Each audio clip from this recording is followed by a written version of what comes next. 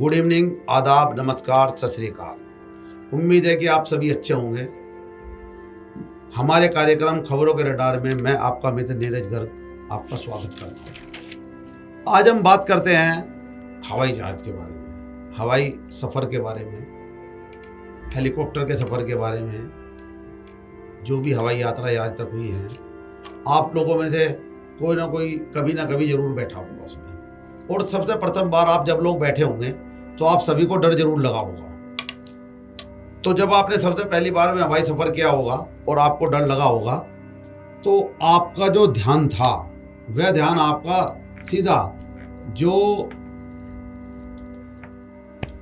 Air hostess आपको विमान के बारे में बताती है, सुरक्षा नियमों के बारे में पूरा बताती है, तो आपका ध्यान पूरा उसी पर रहा होगा।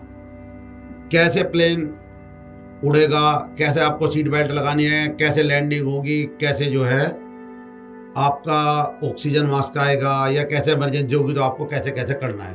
तो आपने एक सेकंड बिना गवाए, आप अपने अतीत में झांक कर देखना सभी, बिना एक सेकंड गवाए आपने उसकी तरफ ही ध्यान रखा होगा और आपके दिल की धड़कनें बढ़ी रही होंगी जब तक प्लेन उड़ नहीं गया और आपने गंतव्य पर आप पहुंचकर सुरक्षित उतर नहीं गए। लेकिन उसके बाद धीरे धीरे हमारे देश में हवाई यात्राएं आम होती चली गई।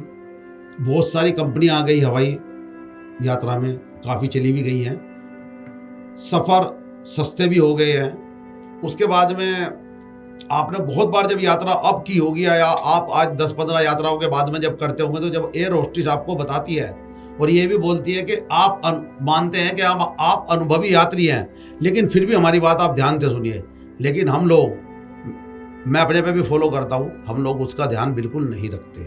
नहीं, हम उस पर ध्यान देते कि हमको तो सब कुछ मालूम है कि कैसे हवाई जहाज उड़ेगा, कैसे होगा कैसे होगा।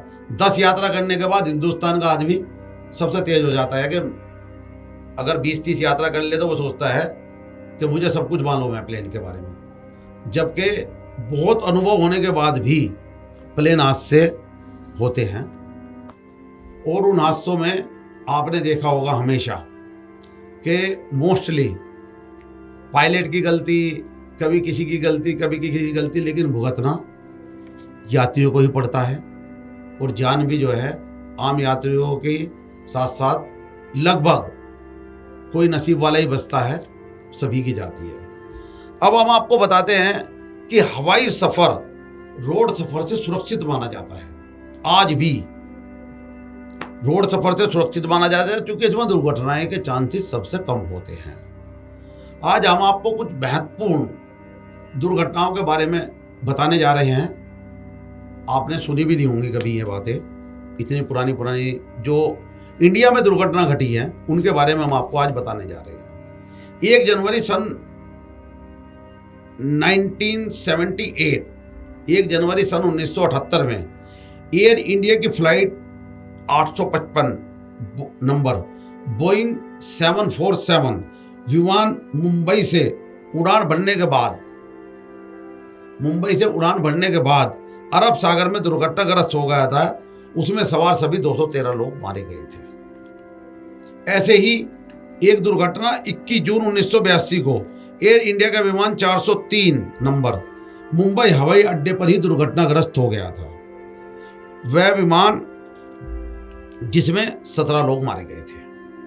ऐसी एक घटना 19 नवंबर 1988 इंडियन एयरलाइंस का विमान नंबर 113 अहमदाबाद में दुर्घटनाग्रस्त हो गया था, जिसमें 133 लोग मारे गए थे। 14 फरवरी 1990 इंडियन एयरलाइंस की फ्लाइट नंबर 605 की एक एयरबस A320 A320 बस नंबर, जो कि काफ़ी सेफ मानी जाती है एयरबस, बेंगलुरु के पास दुर्घटनाग्रस्त हो गई थी, जिसमें 92 लोग मारे गए थे।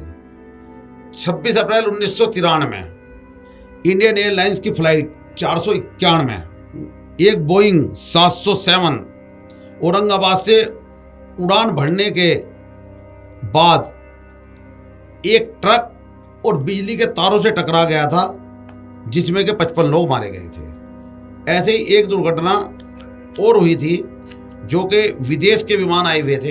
ये दुर्घटना अति महत्वपूर्ण थी, ये मैं आपको बताता हूँ। 12 नवंबर सन 1996 की बात है। सऊदी अरब की एयरलाइन बोइंग 747 की एक दिल्ली में उतर रही थी।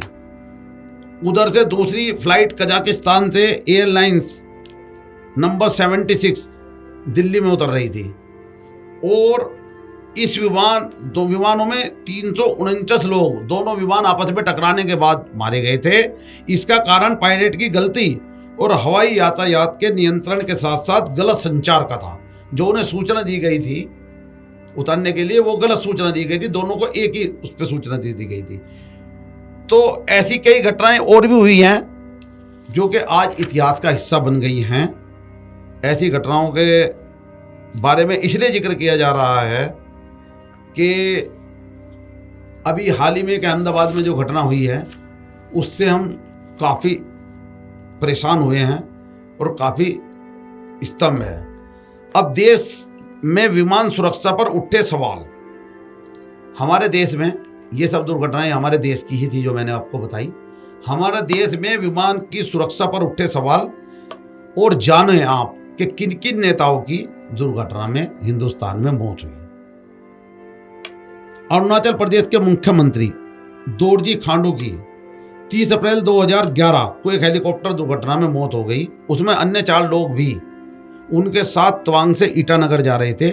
तभी राज्य के पश्चिमी कमोंग जिले में हेलीकॉप्टर उनका दुर्घटनाग्रस्त हो गया। दूसरा, ये आपको मैं मुख्य बता रहा हूं।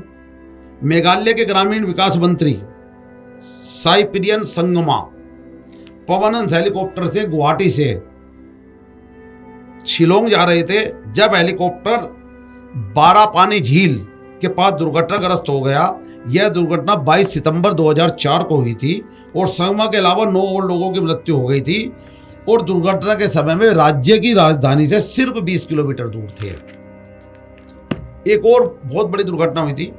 लोकसभा अध्यक्ष और तेलुगु देशम पार्टी के नेता जीएम बालयोगी 3 मार्च 2002 को एक हेलीकॉप्टर दुर्घटना में मारे गए थे। पश्चिमी गोदावरी जिले की भीमराव से उन्हें ले जा रहा हेलीकॉप्टर आंध्र प्रदेश के कृष्णा जिले के केलाकूड के पास एक तालाब में दुर्घटनाग्रस्त हो गया था। अब आपको एक बहुत पुरानी घटना मैं बताता हूँ, युद्ध के समय की। ये मेरे ख्याल से जितने दर्शक होंगे शायद 1-2 ने ये बात सुनी होगी इस दुर्घटना के बारे में। औरों के बारे में तो सुना होगा, लेकिन इस दुर्घटना के बारे में शायद ही 1-2 दर्शक ने सुनी हो। बलवंत राय मेहता गुजरात के तत्कालीन मुख्यमंत्री, वर्ष 1965 की बात है, हमारे जन्म से भी पहली बात है।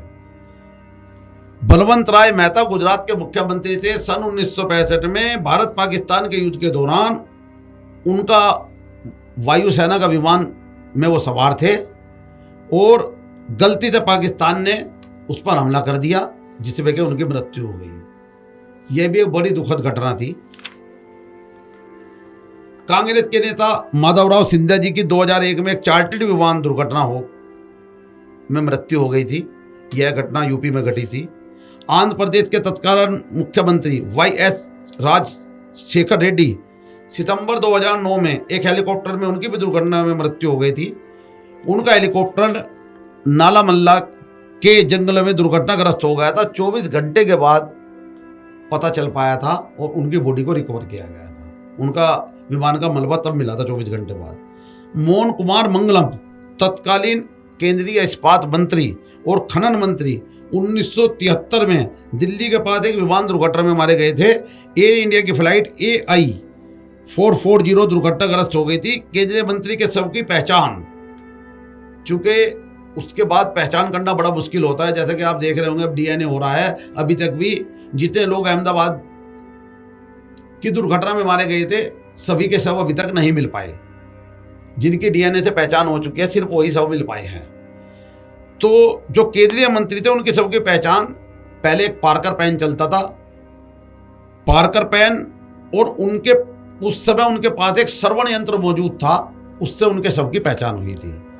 और संजय गांधी की मौत को तो कौन नहीं जानता, पुराने लोग तो सभी जानते हैं। तो तत्कालीन प्रधानमंत्री इंदिरा गांधी के बेटे थे। 1980 में दिल्ली में एक छोटे विमान को उड़ाते समय उनका विमान भी दुर्घटनाग्रस्त हो गया था, उसमें उनकी मृत्यु हो गई थी। अब आते हैं आज की सबसे दुखद, जो सबसे बड़ी विमान दुर्घटना है जो हिंदुस्तान में हुई है। 12 जून को अहमदाबाद से लंदन जा रही एक बोइंग विमान ड्रीम लाइनर जो उड़ान भरते ही मिनटों के अंदर दुर्घटनाग्रस्त हो गया। उसमें गुजरात के पूर्व मुख्यमंत्री विजय रूपानी जी को भी थे। सिर्फ एक यात्री छोड़कर सभी बाकी यात्रियों की मृत्यु हो गई है। तो आज हमें इन हादसों ने एक बार फिर याद दिलवाया है कि जीवन कितना अनिश्चित है, कि आप छुट्टियां मनाने के लिए पहलगाम जाते हैं, वहां पर आतंकवादी आपकी गोली मारकर हत्या कर देते हैं। आप ये ध्यान से सुनना कि हमारा जीवन क्षण भर है। आप छुट्टियां मनाने पहलगाम जाते हैं, वहां आतंकवादी गोली मारकर आपकी हत्या कर देते हैं। आप बेंगलुरु में आरसीबी की जीत का जश्न मनाने जाते हैं, वहां भगदड़ में भी आपकी जान जा सकती है।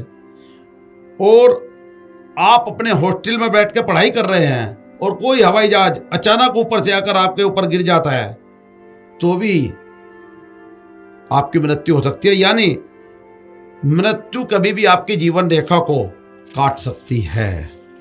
मृत्यु निश्चित है। तो इसके लिए जाते जाते हमारा फिर एक सुविचार है कि जीवन के दो कड़वे सच हैं। एक यह है जिंदगी, जीवन के दो कड़वे सच हैं। उन दोनों कड़वे सच की कोई गारंटी नहीं है। एक है जिंदगी जिसकी कोई गारंटी नहीं है, जिंदगी की कोई गारंटी नहीं है। लेकिन दूसरा है मौत जिसकी फुल गारंटी है। लेकिन हम जिंदगी के पीछे भागते रहते हैं और मौत के बारे में कभी सोचना भी नहीं चाहते। हम जिंदगी के बारे में के पीछे भागते रहते हैं और मौत के बारे में सोचना भी नहीं चाहते। यही आज का सत्य है और ये सभी के लिए है कि एक ना एक दिन तो सभी को जाना है। लेकिन कुछ ऐसा कर गुजरिए कि जिससे दुनिया आपके को हमेशा याद करे। इस एपिसोड में इतना ही। मिलते हैं अगले प्रोग्राम रडार में। तब तक के लिए आपको नीरज गर्ग का नमस्कार।